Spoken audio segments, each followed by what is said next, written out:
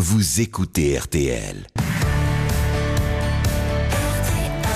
Joyeuse Pâques, il est 9h37. Maison, jardin, cuisine, brocante. Avec Bernard Poirette sur RTL. Maison, jardin, cuisine, brocante, en ce dimanche 1er avril. Autour du micro, il y a Thierry, Laetitia, Églantine et Sébastien. Mes amis, bonjour. Eh bien, bonjour. Bonjour Bernard. Thierry Bonjour à Denis, tous. hier nous avons appris qu'au XIVe siècle, en Amérique, les jardiniers aztèques nourrissaient leurs légumes et le potager avec de l'eau, donc qui était fertilisée par les déjections de poissons. Ça, c'était déjà extraordinaire. Et vous poursuivez dans cette veine-là. Oui, parce que c'est une technique aussi efficace qu'écolo. Alors, ce qui me passionne, c'est qu'elle revient au goût du jour. Avec les nouveaux concepts de jardinage urbain, les poissons vont faire pousser nos salades dans nos villes. Alors Thierry, moi je suis l'agriculture urbaine, j'adore ça, mais alors les poissons en ville, jamais entendu parler encore. Alors, Sébastien, c'est tout simple. L'idée, c'est d'avoir à la fois un aquarium avec des poissons, vous pouvez, et un bac dans lequel on va cultiver des plantes. Nettoyer sans cesse un aquarium souillé par des déjections de poissons, Ah, c'est un enfer. c'est insupportable. Voilà. D'accord. Alors, on pompe l'eau de l'aquarium, on la fait couler dans le bac des plantes, elle circule dans leurs racines qui vont absorber tous les nutriments salissants contenus dans l'eau à cause des déjections des poissons. D'accord. C'est un excellent engrais. Bon engrais, oui. L'eau ne s'arrête pas, elle repart ensuite dans l'aquarium Propre. Ah, c'est et limpide. bien ça. C'est un circuit en boucle. Et ça fonctionne vraiment bien ? Alors, très bien si le système de circulation d'eau est top. Bon, cette start-up de ma région dont je vous ai parlé hier, Urban Leaf à Dijon, propose toute une gamme d'installations, des plus grandes aux plus petites. Bon, les grandes couvrent plusieurs centaines de mètres carrés, avec des carpes dans les bassins, des salades ou des tomates dans les bacs de culture. Bon, c'est parfait pour le toit d'un immeuble moderne. Bon, c'est une vraie production nourricière, sérieuse. Et la version un peu moins vaste d'Urban Leaf, ça donne quoi Alors, on pourrait installer quelques aquariums de quelques mètres que l'on mettrait à l'intérieur, dans une école, des bureaux, une maison de retraite. Là, on fait le choix de poissons aux jolies couleurs. Les plantes sont plutôt des espèces décoratives. Et l'objectif n'est pas tant de produire pour se nourrir que d'enchanter notre cadre de vie. Ah, j'aime bien quand vous très parlez bien. comme ça, Thierry, bravo. Et pour les particuliers, il y a plus petit alors ? Alors oui, déjà pour votre jardin, Laetitia, un concept déco. Deux jolis bacs en bois Oh, pas d'1 mal. mètre carré. C'est Le joli. premier est par terre, avec des poissons sympas, dans quand même 500 litres d'eau. Ah oui. Voilà. Oui, c'est un Le joli bac, second ouais. est derrière, surélevé un petit peu comme s'il était sur une table. Alors vous y semerez tous les petits légumes et les fleurs que vous aimez. Bon, ça coûte quand même 1259 €, mais les enfants adorent. Et pour moi, ça hier, n'a vous pas de m'aviez prix. promis que je pourrais faire Sur ça son dans mon balcon, appartement, oui, sur mon Oui, balcon. la version spéciale appart, Églantine, qui tient dans la plus petite des cuisines. C'est mignon. Des Faites petits voir. poissons dans l'eau, Ouais. purs, et vos aromatiques au-dessus. Ouais. D'accord. Vous pouvez ajouter des étages supplémentaires pour avoir plus de plantes gourmandes. La petite version fait 120 €. Ça, c'est très Après, raisonnable. on monte à quelques centaines. Voilà. C'est quand même tellement génial, chic. Et tout Oh, ça la venu photo. des Aztèques. Bonjour les C'est quand même amis, à formidable. l'apéro nous avons des radis qui ont Oui, poussé que j'ai grâce aux cultivé déjections grâce aux des poissons, poissons. etc. Donc du vrai jardinage urbain, sympathique et pédagogique pour les enfants. Je rappelle, la société Urban Leaf est à Dijon. Ils ont un site, bien sûr, urban-leaf.com, qui est plein d'infos. Thierry, vous mettez toutes les coordonnées sur rtl.fr. Quant à vous, Laetitia Nallet, puisque c'est déjà Pâques, vous voulez nous faire une jolie table, bien évidemment. Comme le problème, c'est que d'habitude. ça fait quelques années que vous vous y collez. Ouais. Vous pouvez pas faire neuf, là. Ça va être bis repetita. Neuf, mais Bah non, ouais, pas on va neuf. parler N des apostrophe œufs. On va O. parler Ah bah voilà, des tiens, œufs. jeu de Alors, mots. allez, Dites, racontez-nous. allez, De les quoi œufs, base de notre déco ce matin, avec leur boîte, s'il vous plaît. Oh. Parce que les œufs vont devenir des vases. C'est pas possible. misérabiliste, C'est trop ça. petit. Oui. Mais C'est trop petit. non, on peut tout à fait. Si on met un petit brin de muguet, par exemple, ça fonctionne super bien.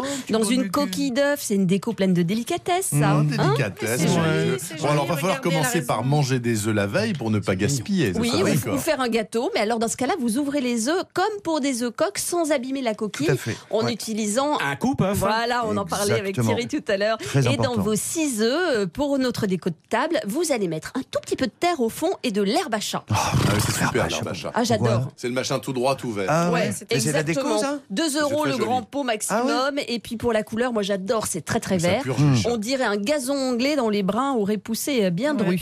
La terre, c'est juste pour faire tenir les brins dans la coquille d'œuf. Donc vous allez poser comme ça 12 œufs dans leur boîte en carton, en centre de table. Vous mettez un peu de terre au fond, Ouais. quelques petits brins d'herbe à chat. Vous les coupez pour pas que ça soit trop haut non plus. D'accord. Puis au milieu, vous mettez une minuscule jonquille par-ci par-là, la plus petite que vous trouverez. Et voilà une table pleine de fraîcheur. Il faudra recouper l'herbe à chat, c'est important parce qu'il ne faut pas qu'elle soit trop haute non plus. Laetitia, je vous avais déjà recommandé l'herbe à chat Zoulou. Ah oui, c'est parce vrai. que c'est la plus naine. Bon, d'autres idées pour votre Oui, déco? on peut aussi perfectionner sa déco en repeignant les œufs avec de la peinture en Vous allez les aérosol. bomber Et voilà, on les bombe. Ça, c'est vite fait. Regardez. C'est vrai que Ça, c'est En doré, c'est joli. En Ou doré. 12 œufs roses ou dorés selon votre nappe, ça peut devenir très C'est très très, très raffiné. mignon.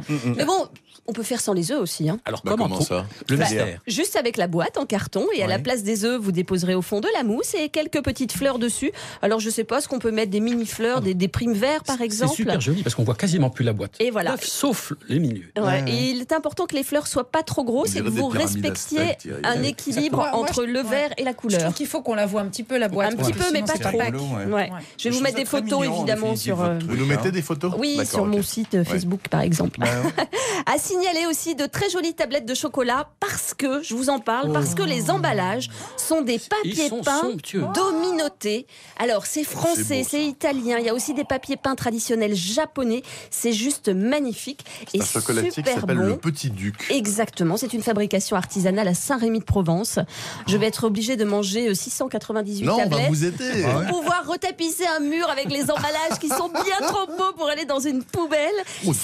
Ça coûte 6 € la tablette, mais franchement, les emballages sont magnifiques. C'est Et puis une voilà, affaire. il y a une histoire. C'est vraiment le motif de l'ancien papier peint d'aminoté, donc qui se vendait en carré comme ça, au Moyen-Âge notamment, pour recouvrir les fonds des coffres. On a le droit de manger le chocolat qui est dedans. On peut goûter?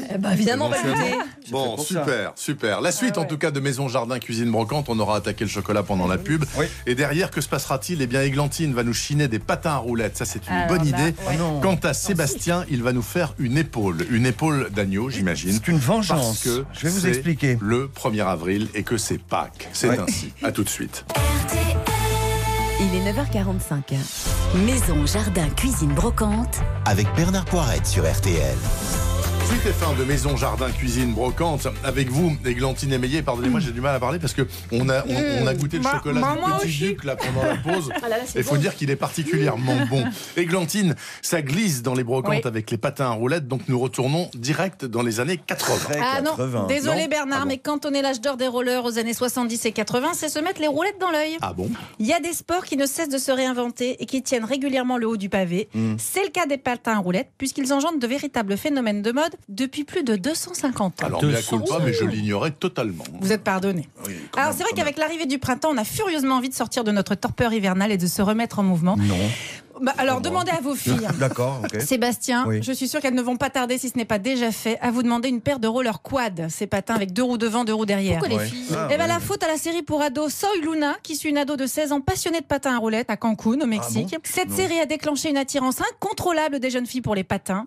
Les citadins branchés et les hipsters ne sont pas en reste. Ils sont hypnotisés par les défilés de mode et les publicités de grandes marques, est-ce que vous avez remarqué, qui remettent cet objet à l'honneur. Vous n'avez pas vu? Non. Non. On commence... alors où est-ce que vous étiez ces dernières années? Dans On ma commence à grotte, voir- dans ma grotte. Dans le Morvan. Moi, Ouais. j'ai Un vu que retour. dans le supermarché, il y a oui, une époque, ils étaient en il y a patins à un roulettes. gros retour en force des patins à roulettes, toutes générations confondues. Ah, bon, bah, ça tombe bien, parce que dans les brocantes, on en croit souvent quand même. Hein. On attribue l'invention des patins au Belge John Joseph Merlin en 1760. Durant 100 ans, les patins auront des roues alignées comme les patins à glace. Ça a commencé comme ça. Et ce n'est qu'en 1863 que l'américain James Leonard Plimpton invente les patins à essieu mobile que l'on appelle aujourd'hui quad ou patins classiques, bien plus stables à l'époque. Et là, des patinoires se sont ouvertes très rapidement à New York, à Londres, et la jeunesse s'y rue. Pas seulement pour faire de l'exercice. Où C'est j'imagine le pire. C'est un des rares lieux où les jeunes filles de bonne famille peuvent être courtisées en échappant au sens propre à leur mère. C'est vrai, Le regard exactement. inquisiteur du chaperon. Ouais. La mode, elle aussi, va suivre le mouvement avec l'apparition de vêtements plus cintrés et plus courts pour faciliter les déplacements et séduire Oui, aussi et davantage, séduire bien sûr. davantage, oui. Bon, alors les patins pour les gamins, là, les vintage, conseils, je vous écoute. Mais alors, c'est vraiment les patins vintage qui ont la cote en ce moment. La Ouais. plupart des patins qui ont été régulièrement utilisés sont en général vendus 40 à 50% de leur prix initial. D'accord, S'ils ouais. ont vraiment peu servi ou qu'ils sont quasi neufs, ce sera un petit peu plus cher. Le hic, c'est qu'une paire de patins peut coûter d'une 50aine d'euros à plusieurs centaines en Centaines. fonction Ah du ouais. modèle. Oui, vous Ouais. patinez pas, Sébastien, Non, j'ai compris. faut pas déconner. Non, parce que si quelqu'un patine, je lui conseille de tester le produit pendant une dizaine de minutes Ah avant de oui, vous je comprends. décider. Ah, ça C'est passe ça, sur oui. les pieds. hein. On les essaie. Ça dépend des chaussures, non. Alors, les patins en ligne, par exemple, vous savez, ils ont une coque assez épaisse. Si elle Oui. est endommagée, laissez tomber parce qu'on peut la remplacer, mais ça va coûter le prix d'une paire neuve. Ok. Il va falloir être très attentif aussi aux lacets et aux boucles, aux châssis qui ne doit pas être fissuré, ni voilé. Aux roues, parce que les roues, quand elles sont trop usées, merci, il faut que ce soit silencieux, sinon ça marche plus. D'accord. Donc il y a beaucoup de choses à vérifier. Et vous, Églantine, vous en avez toujours des patins? Alors moi, figurez-vous que j'ai gardé ceux de mes 15 ans, qu'il va falloir que je ressorte dans la cave, mais qui sont particulièrement moches.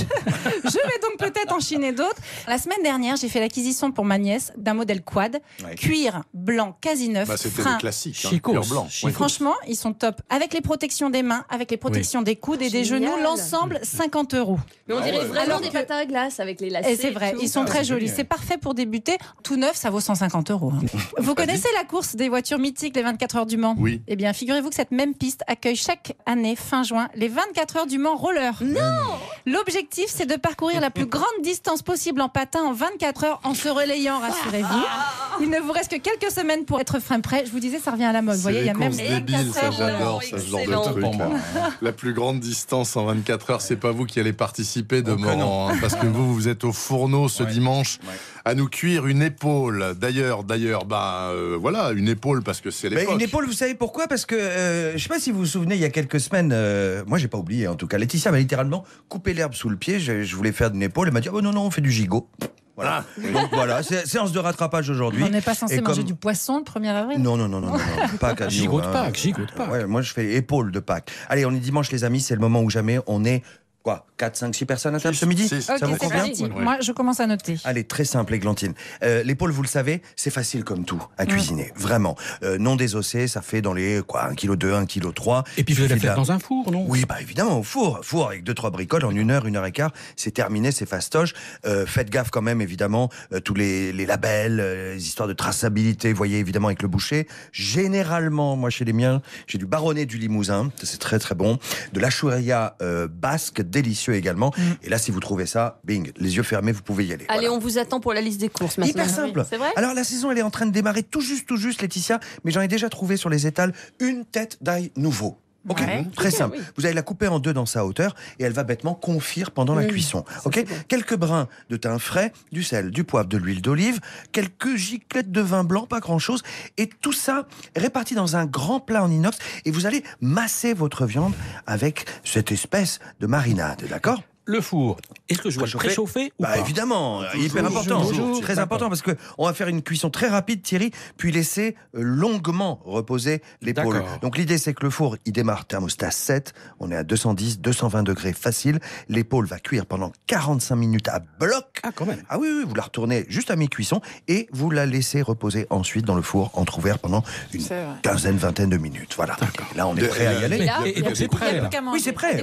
La viande est prête, mais en parallèle, quand même, on bosse Ah, un ça peu. y est, allez. Le grand classique. On met Non, des pas des flageolets. flageolets. Non, une espèce de J'adore petite ça. garniture très sympa. Vous prenez une belle tête de brocoli, Ah, d'accord? oui, ça, c'est bon. On est au sortir de l'hiver, hein, il y en a encore, il n'y a pas de problème. Vous allez la râper à cru. Vous faites une espèce de semoule de brocoli. Faites ça au robot. C'est hyper fastoche. Ok. J'imagine qu'il y aura en plus des petits trucs sympas pour Il booster le faut, brocoli. évidemment, plein de petits trucs. Des petits oignons frais, Thierry, au marché. C'est Vous allez délicieux. tailler les bulbes en rondelles et les mettre à mariner quelques instants dans un petit mélange vinaigre de vin vieux, sel et sucre. C'est ce que je vous ai raconté 1000 Les fois. fameux pickles. Les petits pickles, voilà, un peu légumes en aigre doux.